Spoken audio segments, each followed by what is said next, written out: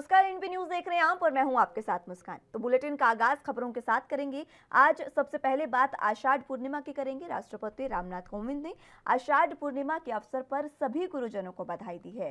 रामनाथ कोविंद ने कहा है कि बुद्ध के जीवन के सभी पहलुओं में नैतिकता और संयम के साथ रहने का संदेश दिया है। उनके इस संदेश में सार्वभौमिक करुणा और अहिंसा झलकती है। इस दौरान राष्ट्रपति रामनाथ कोविंद ने राष्ट्रपति भवन में पवित्र बोधि वृक्ष का भी पौधा लगाया। इस मौके पर केंद्रीय मंत्री जी कृष्ण रेड्डी और मीनाक्षी लेखी भी मौजूद रहीं। राष्ट्रपति रामनाथ कोविंद ने कहा कि बुद्ध के मूल्यों और सिद्धांतों का इस्तेमाल कर वैश्विक समस्याओं के समाधान करने में मदद मिलेगी और दुनिया एक बेहतर स्थान में बदल सकती है।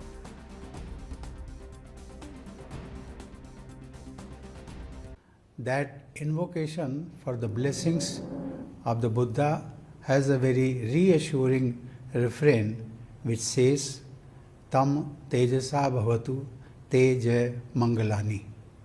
It means, through that power of the Buddha, may there be auspicious victories for you. The world needs the power of the Buddha in the form of love, compassion, non-violence and healing to conquer the forces of violence, disease, conflict and poverty. Ladies and gentlemen, I am happy to note that today's event is also being held at the Moolagandha Kuti Vihar, the holy site of Buddha's first teaching, the Dharma Chakra Pravartan Sutra. I commend the initiative of the International Buddhist Confederation for organizing this event today. I appreciate the efforts of the Ministry of Culture and Tourism led by Mr. G. Kishan Reddy for supporting this global event. I have been told that the Mahabodhi Society of India and the Indian Council for Cultural Relations are also partners in the efforts for celebrating. तो अब रुख खबरों की ओर कर लेते हैं। प्रधानमंत्री नरेंद्र मोदी ने भी शनिवार को गुरु पूर्णिमा को प्रदेशवासियों को बधाई दी है और देशवासियों को। पीएम नरेंद्र मोदी ने गुरु पूर्णिमा को एक ऑनलाइन संबोधन में कहा कि बुद्ध के मार्ग पर चलकर भारत ने चुनौतियों का सामना कर पूरी दुनिया को दिखाया है। पीएम मोदी ने कहा कि भगवान बुद्ध ने हमें जीवन जीने के 8 मंत्र दिए हैं। गुरु पूर्णिमा को आषाढ़ पूर्णिमा या धम्म चक्र दिवस भी कहा जाता है और इस मौके पर पीएम मोदी ने कहा कि आज हम गुरु पूर्णिमा मनाते हैं। आज ही के दिन भगवान बुद्ध ने बुद्धत्व की प्राप्ति के बाद अपना पहला ज्ञान दुनिया को दिया था। हमारे यहाँ कहा गया है कि जहाँ ज्ञान है वहीं पूर्णता है। प्रधानमंत्री नरेंद्र मोदी ने कहा कि आज कोरोना वायरस महामारी के रूप में पूरी मानवता के सामने संकट है। ऐसे वक्त में भगवान बुद्ध हमारे लिए और प्रासंगिक हो जाते हैं। बुद्ध के दिखाए हुए मार्ग पर चलकर हम बड़ी से बड़ी चुनौतियों का सामना कैसे कर सकते हैं, ये भारत ने पूरी दुनिया को दिखाया है। बुद्ध के सम्यक विचार को लेकर आज विश्व भर के कई देश एक दूसरे का हाथ थाम रहे हैं।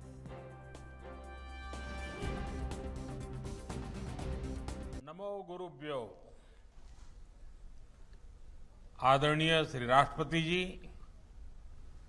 अन्य अतिथिगण,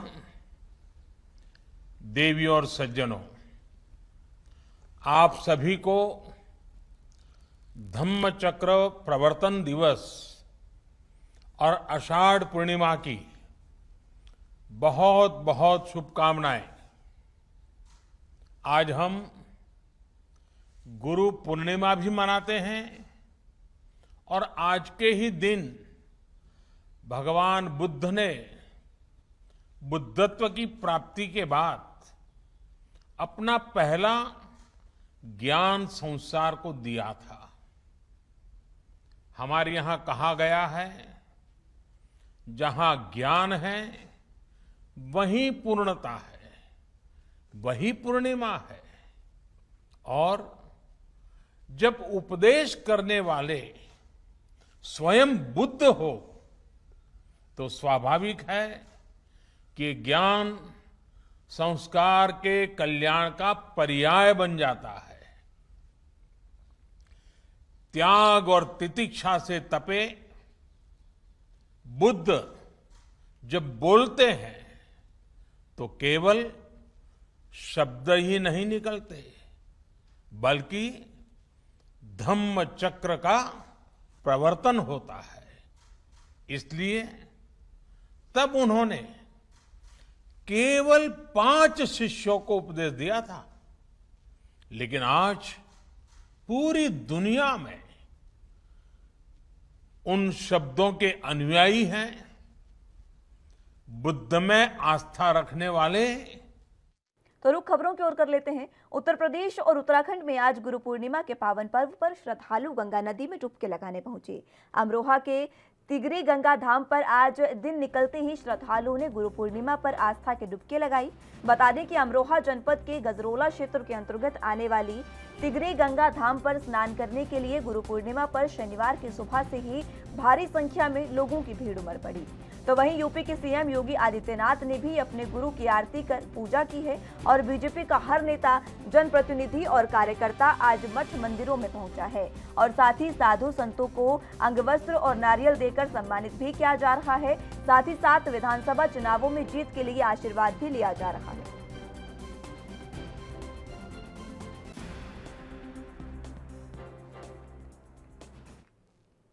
वहीं उत्तर प्रदेश और उत्तराखंड में आज गुरु पूर्णिमा के पावन पर्व पर श्रद्धालु गंगा नदी में डुबकी लगाने पहुंचे हैं। वाराणसी के घाटों पर आज दिन निकलते ही श्रद्धालुओं ने गुरु पूर्णिमा पर आस्था की डुबकी लगाई है। बता दें कि गंगा धाम पर स्नान करने के लिए गुरु पूर्णिमा पर शनिवार को सुबह से ही भारी संख्या में लोगों की भीड़ रही। रोक और कोरोना पाबंदियों के बीच भी भक्त मंदिरों के दर्शन और गंगा स्नान के लिए सुबह से ही भीड़ लगाए खड़े रहे। तो वहीं आज गुरु पूर्णिमा पर बीजेपी कार्यकर्ता अपने गुरुओं की शरण में दिखाई दे रहे हैं।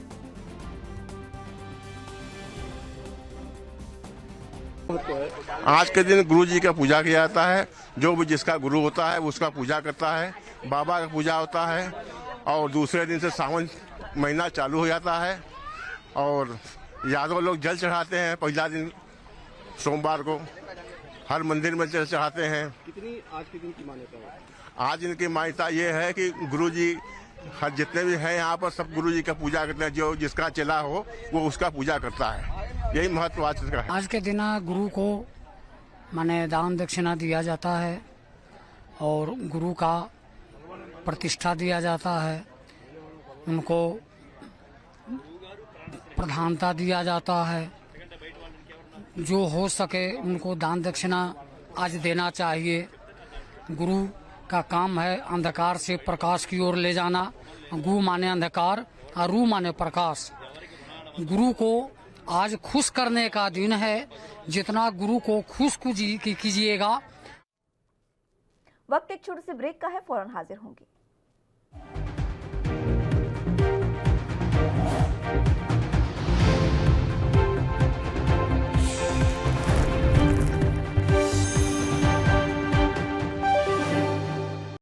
चलिए तो अब रुख खबरों की ओर कर लेते हैं। उत्तर प्रदेश की योगी सरकार ने शनिवार को एक बड़ा दावा किया है।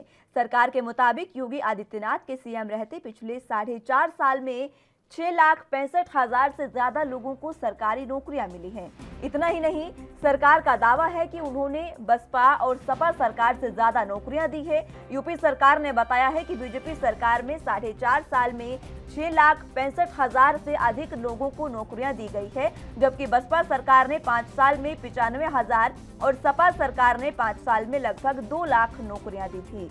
सरकार के मुताबिक सपा और बसपा सरकार में मिली नौकरियों की करीब दोगुनी नौकरियां तो 4.5 साल में ही दी जा चुकी हैं।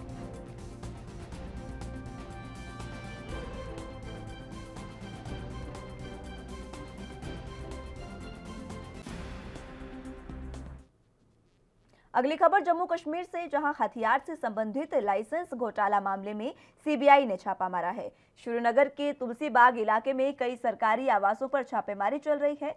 सीबीआई इस घोटाले के सिलसिले में कई जगहों पर छापेमारी कर रही है।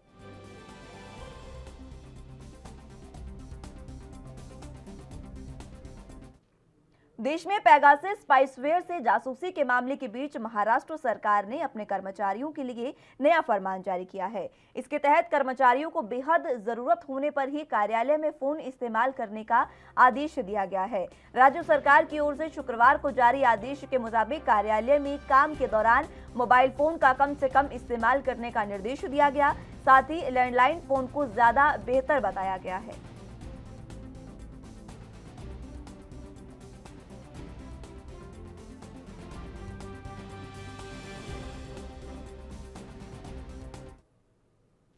खबर उत्तराखंड से है, जहां पेगासस जासूसी मामले में प्रदेश के शहरी विकास मंत्री बंशीधर भगत ने कांग्रेस पर पलटवार किया है। उन्होंने कहा कि कांग्रेस के पास कोई जमीनी मुद्दा नहीं है, इसलिए वो हवाई मामलों को लेकर जनता को भ्रमित करने का काम कर रही है। मंत्री ने आम आदमी पार्टी को भी आड़े हाथों लिया और कहा कि ये उत्तराखंड है, दिल्ली नहीं। यहाँ मुफ्त बिजली देने के जुमले से जनता मूर्ख बनने वाली नहीं।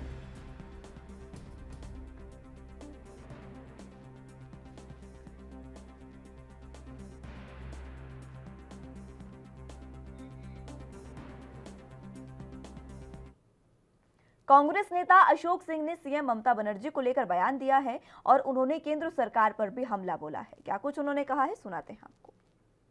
मगर सवाल उठता है कि 4.5 साल में बहन जी जब कहाँ थी जब दलितों पर अत्याचार होते, बहन जी तब कहाँ थी जब दलित की बेटी रात में जला दी गई थी, बहन जी तब कहाँ थी जब लोगों पर अत्याचार बढ़ रहे थे, पत्रकारों पर अत्याचार हो रही, ब्राह्मणों पर अत्याचार हो रहे थे। तो दरकती हुई जमीन को और खोता हुआ विश्वास और बिखरता हुआ जनाधार को बचाने के लिए बहुजन समाज पार्टी कुछ भी करे, मगर जिस तरह के हालात 4.5 साल में अघोषित रूप से भारतीय जनता पार्टी के प्रवक्ता के तौर पर काम किया, हम लाख बार कह चुके हैं। जब हत्याएं हो रही थी बहन जी कहाँ थी, बंगले से नहीं निकली। दलितों के जब आंखों में आंसू थे, बंगले से नहीं निकली।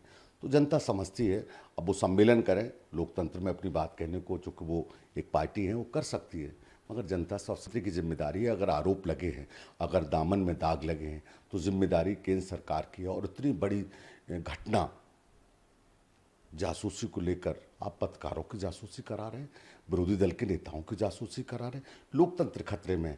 नैतिकता के आधार पर अमित शाह जी को इस्तीफा देना चाहिए। क्यों नहीं इस्तीफा दे रहे हैं? जब विपक्ष में होते तो नैतिकता की बात याद दिलाते हैं, तो आज अमित शाह जी को नैतिकता के आधार पर इस्तीफा देना चाहिए। जिम्मेदारी उनकी है, जवाबदेही उनकी है, सरकार उनकी है। आखिर इतना बड़ा स्कैंडल हो गया और आपकी जिम्मेदारी नहीं बनती है। लोगों के फोन टेप कराए, लोगों की निजता का अधिकार छीनने का प्रयास सरकार कर रही है, ये जवाबदेही बनती है। वक्त एक छोटे से ब्रेक का है, फौरन हाजिर होंगे।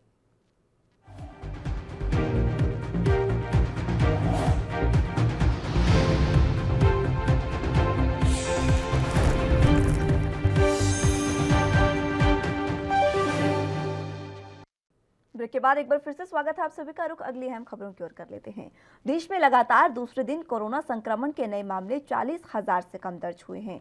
शनिवार को स्वास्थ्य मंत्रालय की ओर से जारी आंकड़ों के अनुसार 39,097 नए कोरोना केस सामने आए हैं, जबकि 546 संक्रमितों की जान गई है। इससे पहले शुक्रवार को 35,342 नए मामले सामने आए थे। वहीं पिछले 24 घंटे में 35,087 लोग कोरोना से ठीक भी हुए हैं, यानी कि कुल 3,464 एक्टिव केस बढ़ गए हैं। देश में कोरोना एक्टिव केस की संख्या 4 लाख से ज्यादा बनी हुई है। कुल 4,08,000 लोग अभी भी कोरोना वायरस से संक्रमित हैं, जिनका इलाज चल रहा है। महामारी की शुरुआत से लेकर अब तक 3,13,32,000 लोग संक्रमित हुए हैं। इनमें से 4,20,000 लोगों की मौत हो चुकी है। अच्छी बात यह है कि 3,05,03,000 लोग ठीक भी हुए हैं।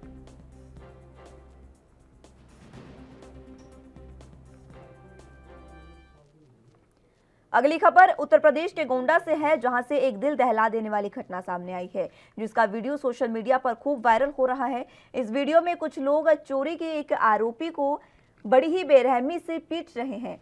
मामला इटियाथोक क्षेत्र का है, जहां पर बीती रात एक युवक मोबाइल टावर से बैटरी चुराते पकड़ा गया था, जिसके बाद लोगों ने उसकी जमकर पिटाई कर दी और फिर उसे पुलिस के हवाले कर दिया।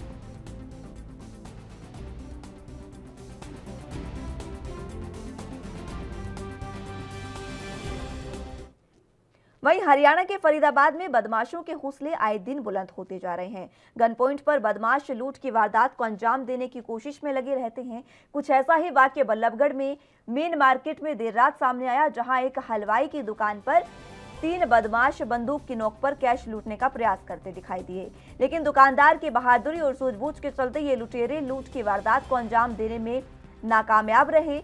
और दुकान में फायरिंग करके वहां से फरार हो गए। दुकानदार की माने तो 2 लोग दुकान के पास बंदूक लेकर अंदर घुसे और दुकानदार से हालचाल पूछकर दुकानदार से दुकान में रखे सारे पैसे उन्हें देने की बात कही, लेकिन दुकानदार ने शोर मचाना शुरू कर दिया, जिससे आसपास के लोग दुकान में पहुंचना शुरू हो गए, लेकिन बदमाश वहां से मौका पाकर फरार हो गए हैं। फिलहाल पुलिस सीसीटीवी के आधार पर आरोपियों की जल्द गिरफ्तारी की बात कर रही है। बैठा था, खाली था, कोई लड़के सब जा चुके थे, मैं अकेला बैठा था, मेरा गेट खुला हुआ था। वो 2 आए हैं, उन्होंने मेरे से राम राम हुई है, सब काम हुआ है, उन्होंने हालचाल पूछा, मैंने सब हुआ है। वो आए, उन्होंने यहाँ खड़े हुए जैसा आप ये खड़े, उन्होंने आके सीधे कट्टा निकाला है कि जितना पैसा उतना दे दो। मेरे पास कुछ नहीं है, क्योंकि जितना भी है तुम दो, मैं कुछ नहीं दे रहा। उन्होंने कहा तेरे को गोली मार देंगे। मैंने आप पे गोली नहीं चल रही मेरे पे, तेरे को जान से, मैं तुम पे जान से नहीं मारा जा रहा मैं। उन्होंने इतनी देर में उन्होंने हाथापाई तुम्हें में होती रही है। उधर मेरी दादी रहती है, उन्होंने आवाज़ दी है उधर से, वो इतनी देर में डर गए हैं। उन्होंने भागते हुए उधर की तरफ फायर करा है, जो कारतूस उधर सुबह रात को क्राइम ब्रांच वाले आके ले गए हैं। बस ये हुआ था, और वो मोटरसाइकिल पर आराम से बैठ के गए जैसे उनको कोई डर नहीं है। किसी पे शक है या नहीं, पुरानी रंजिश तुम्हारी? किसी का पे कोई शक नहीं है। वो फर्स्ट टाइम देखे हुए हैं, दोनों ने मास्क लगा रखे। 3 आदमी थे, जो फर्स्ट बैठा हुआ जो मोटरसाइकिल स्टार्ट करी है उसने मास्क नहीं लगा रखा। रात 9:30 बजे के करीब 3 लड़के मोटरसाइकिल पे आए थे, जिनमें से 2 लड़के जो है ना इसमें दालचंद हलवाई जी की दुकान में घुस गए थे। और उन्होंने उनके गले पे जो उनका बेटा बैठा हुआ था दीपक, उसको कहा कि भाई जितने भी कैश है सारा निकाल दे वरना गोली मार देंगे। तो उसके गले में कैश था नहीं बाई चांस, तो उसने कहा कि मेरे पास कैश नहीं है। क्या इनकी पुरानी कोई रंजिश थी या नहीं, कोई ऐसी रंजिश वाली कोई चीज़ लगती नहीं है। और जो भी होगा जल्दी से जल्दी इसको शॉर्ट आउट। कितने लोग थे उसमें कुछ 3 लोग थे। एक मोटरसाइकिल पे स्टार्ट करके बैठा हुआ था और 2 लड़के अंदर गए थे।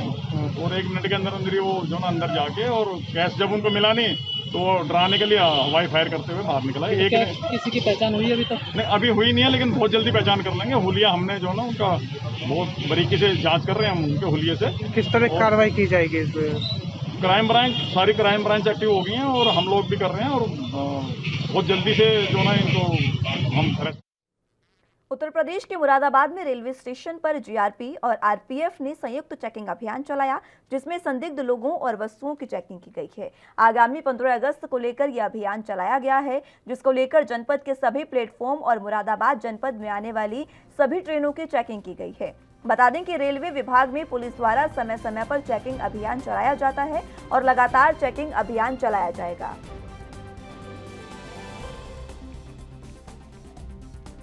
हाँ, रेलवे स्टेशन पर आज आरपीएफ के साथ जीआरपी द्वारा सघन चेकिंग अभियान चलाया गया है, और आगामी 15 अगस्त व अन्य पर्व को दृष्टिगत रखते हुए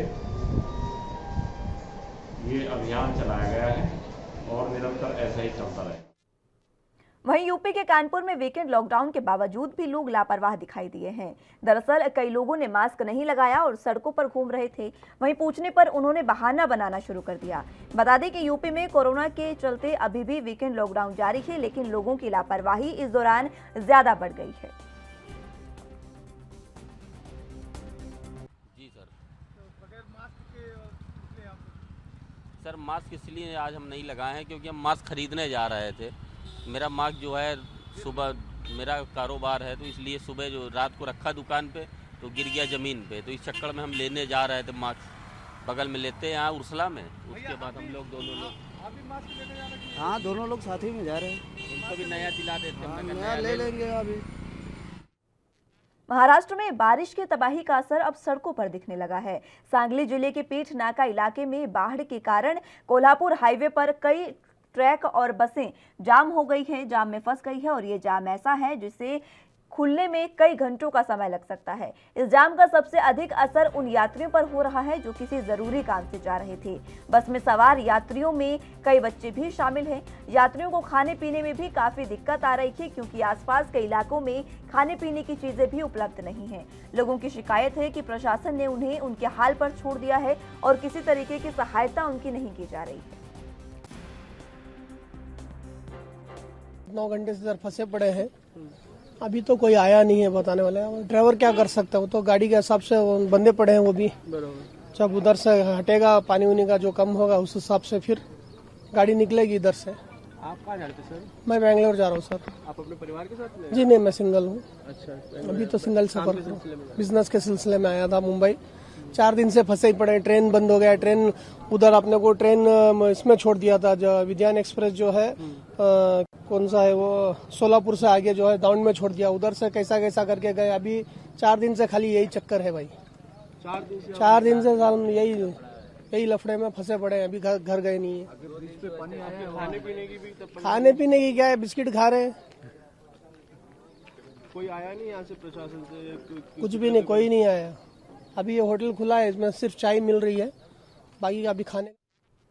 पंजाब के बरनाला में स्कूल शिक्षा विभाग के निर्देशानुसार बरनाला जिला शिक्षा अधिकारियों के मार्गदर्शन में आगामी राष्ट्रीय उपलब्धि सर्वेक्षण परीक्षाओं को लेकर शिक्षकों के लिए सेमिनार का आयोजन किया गया है, जिसमें लंबे लॉकडाउन के बाद विद्यार्थियों की शिक्षा प्रणाली और परफॉर्मेंस को अपग्रेड करने के लिए बड़ी गिनती में सभी अध्यापकों ने इस सेमिनार में भाग लिया है। इस दौरान जिला शिक्षा अधिकारी सर्वजीत सिंह तुर ने बताया है कि नेशनल अचीवमेंट सर्वे जो 12 नवंबर 2021 को होने जा रहा है, उसी के संबंध में अलग अलग सब्जेक्ट्स की ट्रेनिंग के मद्देनजर अध्यापकों को सेमिनार के जरिए ट्रेनिंग दी जा रही है।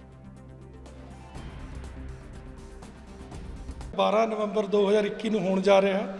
ਉਹਦੇ ਸੰਬੰਧ ਵਿੱਚ ਅਸੀਂ ਵੱਖ-ਵੱਖ ਸਬਜੈਕਟਾਂ ਦੀਆਂ ਜਿਹੜੀਆਂ ਟ੍ਰੇਨਿੰਗਾਂ ਟੀਚਰਾਂ ਨੂੰ ਦੇ ਰਹੇ ਹਾਂ, ਕਿਉਂਕਿ ਸਭ ਬੜੀ ਵਧੀਆ ਗੱਲ ਹੈ ਵੀ 26 ਤਰੀਕ ਤੋਂ ਜਿਹੜੇ ਸਕੂਲ 10ਵੀਂ 11ਵੀਂ 12ਵੀਂ ਖੁੱਲ੍ਹ ਰਹੇ ਆ, ਉਦੋਂ ਪਹਿਲਾਂ ਅਸੀਂ ਜਿਹੜੇ ਅਧਿਆਪਕਾਂ ਨੂੰ ਪੂਰੀ ਜਿਹੜੀ ਨੈਸ਼ਨਲ ਅਚੀਵਮੈਂਟ ਸਰਵੇ ਸੰਬੰਧੀ ਜਿਹੜੀ ਟ੍ਰੇਨਿੰਗ ਦੇ ਕੇ ਬੱਚਿਆਂ ਤੱਕ ਪਹੁੰਚਦੇ ਕਰਨਾ।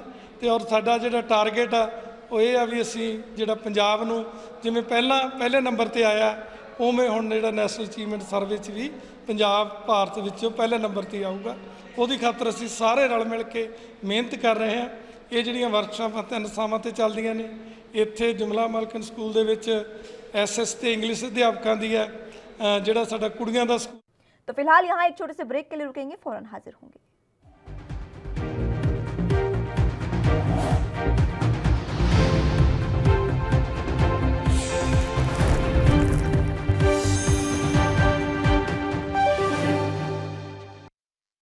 फिलहाल के लिए मेरे साथ इस बुलेटिन में बस इतना ही। ताज़ा तरीन खबरों के लिए आप जुड़े रहिए NB न्यूज़ के साथ। नमस्कार।